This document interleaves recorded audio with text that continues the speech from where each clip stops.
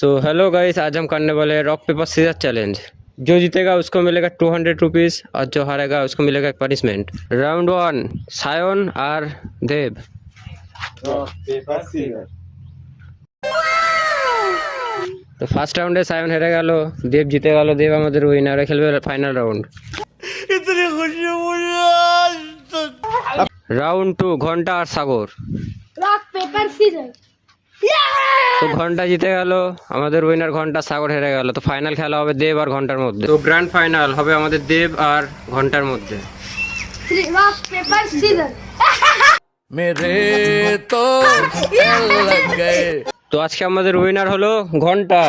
তো যেমন কথা হয়েছিল যে উইনার পাবে 200 রুপিস, তো যে ঘন্টা পেয়ে 200 রুপিস, আর লুজার হলো দেব।